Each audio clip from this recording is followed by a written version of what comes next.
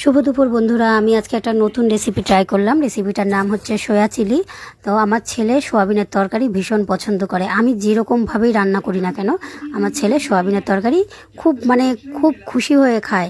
তো যাই হোক, আজকে ওর জন্যই একটু নতুন রেসিপি ট্রাই করলাম। সেটা হচ্ছে তোমার প্রথমে আমি সোয়াবিনটাকে গরম জল দিয়ে ধুয়ে নিয়েছি। ধোয়ার পরে তোমার সোয়াবিন থেকে জলগুলো ছেঁকে বার করে দিয়ে তোমার এর মধ্যে দিয়েছি আমি একটা ডিম, আর তোমার হলুদ আর নুন, আর তোমার হচ্ছে একটুখানি ময়দা মিশিয়ে দিয়েছি। যেহেতু আমার কাছে কর্নফ্লাওয়ার ছিল না, তার কারণেই আমি এর মধ্যে একটু ময়দা মিশিয়ে নিয়েছি। এর মধ্যে ময়দা মিশিয়ে এবার ভালো করে এটাকে আমি ম্যারিনেট করে নিয়েছি, যেরকম আর কি চিকেন যেমন আমরা ম্যারিনেট করি সেরকমভাবেই।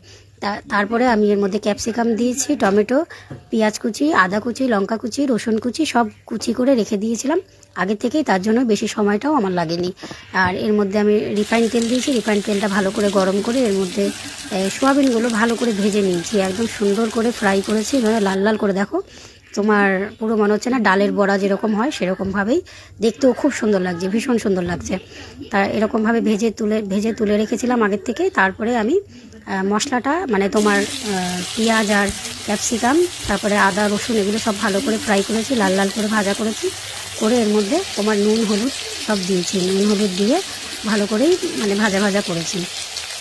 করার পরে তো যাই হোক, সোয়াবিনটা অনেকেই পছন্দ করে না, আবার অনেকেই ভীষণভাবে পছন্দ করে। আমরা যখন ছোটোবেলায় বলতাম যে এটা হচ্ছে হাড় ছাড়া মাংস, এটা আমাদের যদি কেউ বাড়িতে সোয়াবিন রান্না হতো তখন আমরা বলতাম হাড়দি ছাড়া মাংস হয়েছে আজকে, হাড় ছাড়া মাংস। তা যাই হোক, আমার মা একদমই পছন্দ করে না সোয়াবিনের তরকারি। একদিন আমার মা আমার বাড়িতে এসেছিলো, তো তখন আমি সোয়াবিন রান্না করেছিলাম। তা মাকে সোয়াবিন দিয়ে ভাত দিয়েছিলাম, তখন আমার মা আমাকে বলছে দূর সোয়াবিনের তরকারি ভালো লাগে না, সোয়াবিন চিবাবো না ভাত চিবাবো। মানে যেহেতু আমার মা বাঙাল, তো যাই হোক বাবা ঘুটি মা বাঙাল, তো মার কথাগুলোই এরকমই যে সোয়াবিন চিবাবো না ভাত চিবাবো। তো সেই কথাটা শুনে আমি ভীষণ হেসেছিলাম। তো এখন মনে করি যে সত্যি যদি তখন যদি এত সুন্দর সুন্দর রান্না জানতাম তাহলে হয়তো আরও একটু বেশি ভালো হতো। নিশ্চয়ই মা হয়তো এই সোয়াবিনটাকেই হয়তো মাংস মনে করে খেত।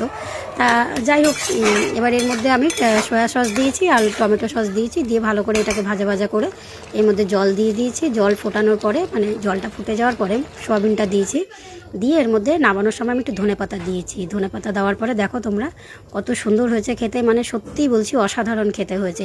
মানে বাচ্চারা যদি মানে খেতে চায়, মানে খেতেও না চায়, তোমরা একবার এরকম ট্রাই করে খাওয়াবে, এরকমভাবে বানাবে, দেখো বাচ্চারা খুব খুব সুন্দর করে খাবে, আর খেতেও খুব টেস্ট হয়েছে।